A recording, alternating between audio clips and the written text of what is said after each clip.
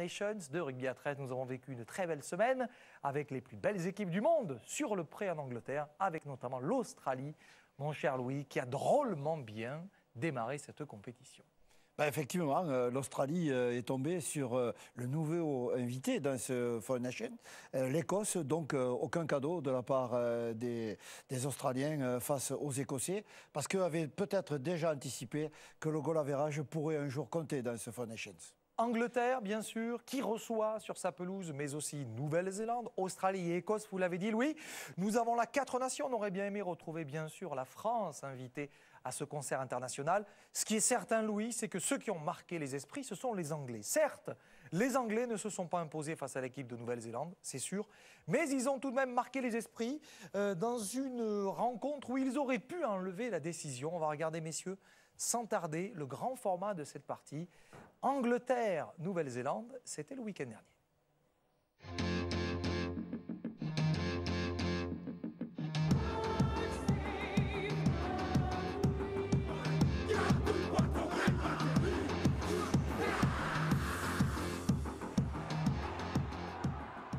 Oula, on a pris Burgess un peu en retard, mais Widdop lui a conservé le contrôle. Il y a un 3 contre 2 à jouer. Un 3 contre 2 à jouer. Crochet inter. Oh, attention, il était revenu à l'intérieur. Sarginson, et on s'est un peu enflammé là. Widdop qui récupère le ballon. Il va essayer de tourner le coin. Lui aussi, avec un petit coup de pied, bien joué. Oh, que c'est bien vu. Dommage. Ah, que c'est dommage. Que c'est dommage pour les Anglais. Luke.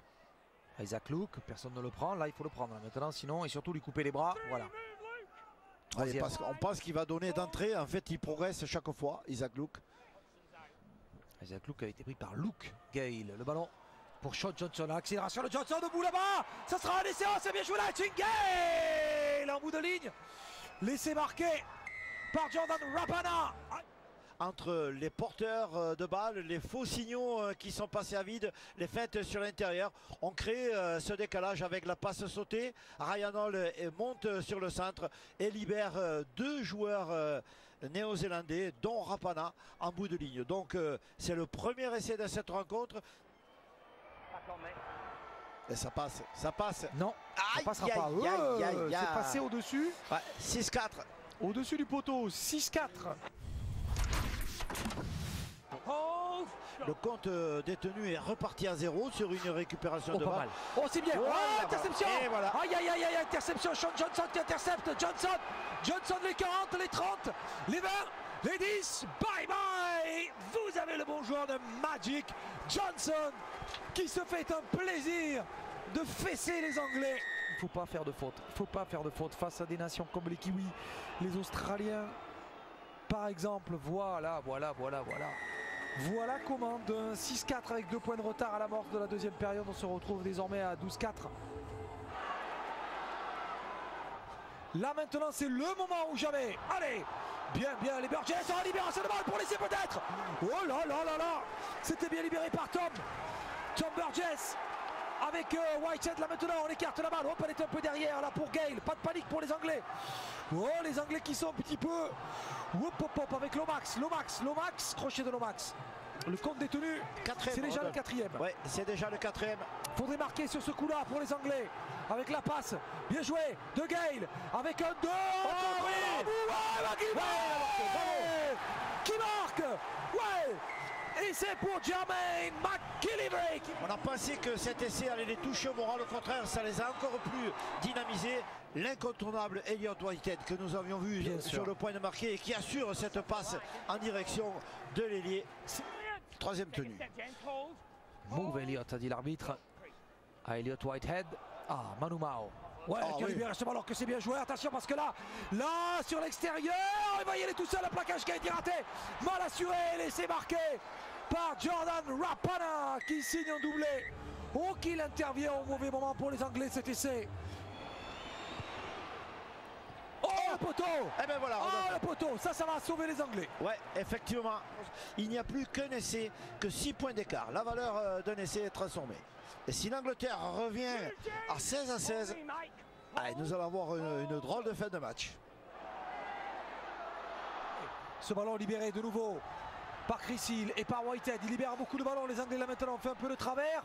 Rentre maintenant toi, voilà. Bien rentré, bien Cooper. 4e tenue pour l'Angleterre. Oui, le travers, ça suffisait. Maintenant, il fallait rentrer dans la meule. Avec Gale, la passe de Gale, ça monte vite. Wow, allez, Ryan! Allez, Ryan! Yes! Ryan qui marque sur cette attaque où le ballon a été volleyé sur l'extérieur. Monsieur Hicks accorde cet essai. Les Anglais qui reviennent et qui talonnent désormais les Kiwis. Il est important. Allez, oui, 3 sur 3. On a oublié l'interception, oui. 3 sur 3, hein. 3 sur 3 aujourd'hui pour Gareth Widdop. Ouais, ça passe. 16 partout alors qu'il ne reste que 19 minutes à jouer. Où en sommes-nous là? On est au 5e. Aïe aïe aïe, Johnson qui réclame le ballon, Johnson qui a le ballon, qui met le drop. Eh oui Louis, bien vu, le temps des drops était venu. Le temps des drops, et ben on l'avait pas vu arriver, les Anglais peut-être non plus, mais entre le 5e et le 6e face au poteau, c'est fini.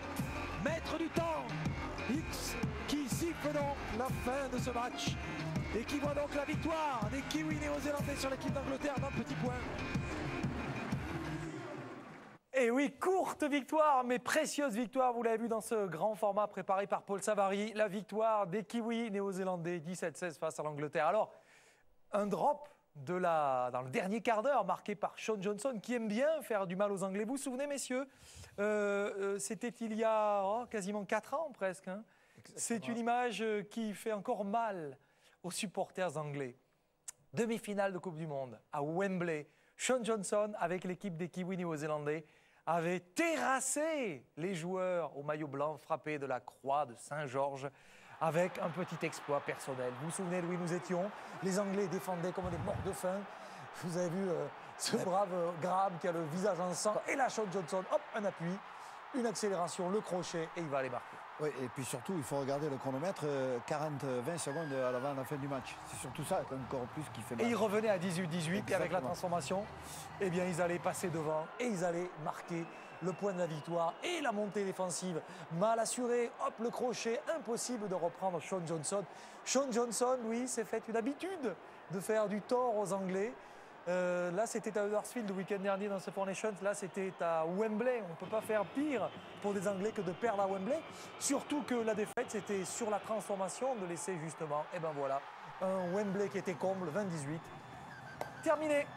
Voilà comment cette équipe d'Angleterre avait été éliminée de sa Coupe du Monde, les Anglais qui avaient été sortis. Alors, ils ne sont pas encore sortis du Four Nations, ces Anglais, mathématiquement parlant. On était resté donc sur une victoire des Kiwis, sauf que cette semaine, Louis, une polémique est née. Dès le lundi, les Anglais, qui ont quand même l'œil sur la télévision, ont voulu revenir sur une image, celle du drop, justement. Le drop de Sean Johnson ne serait pas passé. Ça peut paraître incroyable, mais ce drop qui avait l'air accepté par tous serait passé à côté. Et même ici on n'est pas d'accord. Dimitri n'est pas d'accord. Il est passé ou il n'est pas passé ce drop? Oui. Et Dimitri, après je veux votre avis. Oui, moi le problème, pour avoir vécu la situation en situation réelle... Là, attendez, on grossit, regardez ici. Bertrand Béguet vous a grossi cette action. Le ballon semble ne pas couvrir le poteau, donc il ne passe pas. Oui, le problème, c'est que là, nous sommes sur un ralenti avec beaucoup de recul, beaucoup de temps pour analyser les choses. Nous étions dans une situation de match où l'arbitre, les joueurs anglais qui sont quand même des joueurs très expérimentés, il n'y en a aucun qui conteste cette décision, pas plus que le public, pas plus. Donc, je pense que le drop a été accordé de bonne foi par l'arbitre qui aurait pu faire appel à la vidéo. Exact, il ne l'a pas fait. Donc, mais personne n'en a contesté en plus. Personne n'a contesté, mais même ici, c'est vous dire, même ici, maintenant, à l'heure où nous parlons, lorsque nous revoyons l'image, on n'est pas encore sûr. Et Dimitri, vous, par exemple, vous ne partagez pas notre avis. Nous pensons avec Louis que ce drop est passé à côté. Vous pensez, Dimitri, qu'il y est? Oui. Non, mais c'est Oui, fou. je pense qu'il y est, parce que sur l'image... sur l'image, c'est vrai que ça va vite sur le direct, mais lorsqu'on regarde dans le détail, là, on ne peut pas voir, si vous voulez, à quel moment le ballon passe entre les poteaux, mais avec la vitesse, moi, j'ai pas de doute. Et surtout, comme l'a dit Louis, quand on voit la réaction des joueurs anglais ou néo-zélandais, on se rend compte qu'il y a... Là, regardez, là. Oui, mais avec la vitesse, là, si vous voulez, en arrêtant l'image, on peut imaginer le poteau. Mais peut-être que c'est un effet aussi avec la vitesse du ballon. Enfin, moi, je ne peux pas imaginer que ce drop n'y soit pas. Voilà. Ça restera un grand mystère. Non, mais c'est le mystère. Je suis tout à fait d'accord avec vous, Dimitri, d'autant que côté néo-zélandais, Sean Johnson, lui, plaide de sa bonne foi en disant mais moi je n'ai vu aucun joueur anglais réclamer un arbitrage vidéo. Personne ne s'est plaint au fond que ce ballon ne soit pas passé. Parce que aussi, je pense qu'il faut replacer ce drop dans le contexte du match. Vous l'avez rappelé, Rodolphe, nous sommes à plusieurs minutes de la fin de cette rencontre. Donc, dans le camp anglais, l'espoir était encore de remporter ce match. Donc, un seul petit point. Ils savaient que ça compliquait encore plus le travail, mais on les avait vus en situation difficile revenir à égalité au score avec un très bel essai. Donc, l'espoir était encore dans le camp anglais et eux étaient préoccupés par une chose, vite remarquer, reprendre l'initiative dans ce match, sauf que ça ne s'est pas passé forcément comme ils avaient prévu et que maintenant ce drop prend toute sa signification. Ben oui, parce que du coup, au classement, ce petit point va être extrêmement important. Vous avez déjà raté, Dimitri, un drop 10 mètres face au poteau. Oui, mais au moins il n'y avait pas de doute puisqu'elle passait vraiment à côté. Elle frôlait pas le poteau. Oui, parce que là, il est vrai. Je m'en souviens pas d'ailleurs. Mais... Moi non plus, j'ai pas souvenance. En revanche, il y a eu beaucoup moins de mystère, en tout cas pour ce qui concerne le premier match qui avait ouvert cette compétition de Four Nations. C'était le match que posait l'équipe d'Australie à l'équipe d'Écosse. Là, pour le coup, Louis, il n'a pas vraiment fallu faire appel à la vidéo. Pas vraiment, parce que les Australiens ont déroulé, c'est le moins que l'on puisse dire, face à l'équipe d'Écosse. On sait qu'il y a une classe d'écart entre les formations, mais là, regardez ce coup de pied. Un coup de pied magique avec un essai marqué pour Cooper Cronk, Cameron Smith pour Cooper Cronk. La connexion entre les deux patrons de cette équipe d'Australie a été totale. Oui, les Australiens ont assis leur match d'entrée, 20 minutes de jeu, plus de 20 points au score. Donc après, ils ont géré un peu cette affaire. Et dans les derniers quarts d'heure, ils ont marqué les 20 autres points qui donnent l'ampleur à ce score. Donc les Australiens ont bien attaqué leur Four Nations et ont montré toute l'étendue de leur talent. Et malheur à ceux qui ne défendraient pas relativement bien contre eux. Josh Mansour qui a marqué cet essai, Josh Mansour, qui malheureusement a dû quitter le groupe, qui s'est blessé à l'entraînement, blessure au ligament croisé du genou, il est rentré en Australie et la saison est hypothéquée, la saison de NRL à venir est hypothéquée pour le joueur des Panthers de Penrith. Une réaction tout de même pour les Écossais avec cet essai inscrit dans une partie où c'est vrai, les Australiens auront plané, où là aussi les patrons dont on parlait tout à l'heure, Cameron Smith et Cooper Cronk, ont dominé le jeu, mais on a vu aussi un super Matt Moylan qui a été auréolé du titre d'homme du match, qui a toujours été très très disponible, et surtout les débuts internationaux pour Jamie Maloney avec les Kangourous. Donc il y a eu tout de même des enseignements, comme aussi la force de pénétration de Tyson Frizzell, qu'on a pu voir, le super Moylan dont je vous parlais à l'instant, et puis des joueurs toujours aussi disponibles. Louis, le réservoir australien est immense. Oui, puisqu'il y a aussi l'équipe qu'on a laissée en Australie, une équipe complète que la presse australienne s'est régalée de mettre en avant. L'équipe des bannis. L'équipe des oubliés, c'est-à-dire une équipe complète. Donc ça veut dire c'est la richesse du rugby à 13 australien, mais surtout c'est la journée qui arrive dans ce Four Nations qui va nous donner la physionomie des 2 dernières journées qui promettent d'être passionnantes. 54 points à 12, c'est le score final de ce match entre l'équipe d'Australie et l'équipe d'Écosse.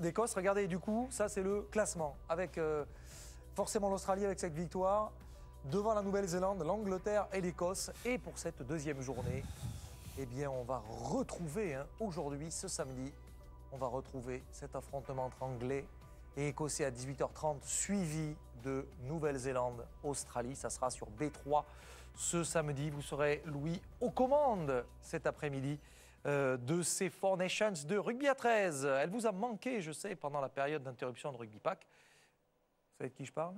Non. De la palette de Louis, bien sûr. Enfin, messieurs, c'est l'heure de notre rubrique Rayon X. Justement, mon cher Louis, vous n'avez pas choisi de vous intéresser à un essai marqué par les Australiens face à l'équipe d'Écosse. Et pourtant, on a vu des choses magnifiques, à l'image du coup de pied, je sais qu'il vous a plu, le coup de pied donné par Cameron Smith pour Cooper Cronk. Non, vous avez choisi, Louis, de vous intéresser à l'essai marqué par l'équipe d'Angleterre et l'essai de Ryan Hall. Oui, parce que je me suis intéressé à cet essai, parce que d'abord, il a une dimension collective extrêmement importante. Pratiquement l'ensemble des joueurs ont touché la balle. Et puis il s'appuie, la conclusion de cet essai, c'est un geste, un beau geste d'ailier, le raffut assorti d'une notion d'aplatir qu'il faut mettre en avant, parce que Il y a le collectif, mais à un moment donné, il y a le rôle des joueurs, la technique individuelle qui parle. Donc là, c'est la construction tactique de l'essai sur une pénalité jouée à la main. Cette équipe a déplacé le jeu, elle a bien géré sa séquence de jeu. Donc de manière accélérée ici, on voit comment il y a les 2 temps de fixation importants. On a vu le premier d'entrée sur le remise en jeu. Là, on a déplacé le jeu sur le côté droit et on est en train de rebasculer maintenant. On est en train de préparer le terrain pour ménager l'espace sur l'attaque gauche. Et c'est là qu'on s'aperçoit qu'il y a plusieurs joueurs. Il y a 4-6 joueurs impliqués, sauf qu'il y en a 2 finalement qui vont toucher le ballon. 4 qui vont servir de faux signaux et un qui, par une déviation à l'aveugle, le dos tourné à ses partenaires, va lober cette balle, va dévier cette balle pour Rayanol qui lui va conclure avec une qualité technique personnelle individuelle. Le Raffut a sorti d'une notion d'aplatir. Donc il allie à la fois l'aspect collectif des choses et la technique individuelle. Voilà, un bel essai délié qui s'appuie sur la puissance, le raffut, la notion d'aplatir. Donc ça me paraissait résumer l'état d'esprit de cette équipe d'Angleterre. Dimitri? Non, c'est vrai que c'est très propre dans tous les gestes, dans tous les passages à vide, avec une inspiration magnifique, puisque le joueur anglais qui fait la passe en arrière a les épaules tournées vers l'intérieur, donc il sait que sur les extérieurs, il y a encore 3 coéquipiers, donc c'est vraiment très bien exécuté. Puis la solidité de Stelier qui permet de mettre le raffut sur l'intérieur. Et bel essai des Anglais, magnifique. Là, il fallait peut-être un peu se baisser parce que prendre Rayanol le coffre, on sait que ce n'est pas forcément évident, surtout qu'il est bien écarté par cette belle pommelle de Rayanol qui a encore marqué avec l'équipe d'Angleterre. Rayanol, c'est un essai par match, hein, Louis. C'est un des plus prolifiques, 29 sélections, 29 essais avec l'équipe d'Angleterre. C'est pas mal. On cherche à savoir si à sa 30e, il va marquer 31 essais. Ouais, ce serait pas mal. Et on revoit la passe volée de Gareth Widdop qui était vraiment magnifique. Merci, Louis, pour cette palette. Nous avons eu quasiment 20 minutes. Hein, vous les avez eu, vos 20 minutes de rugby à 13. Tout pile dans cette émission, dans ce Rugby Pack. Il est temps pour nous de marquer une petite pause dans notre émission. On va tourner une page de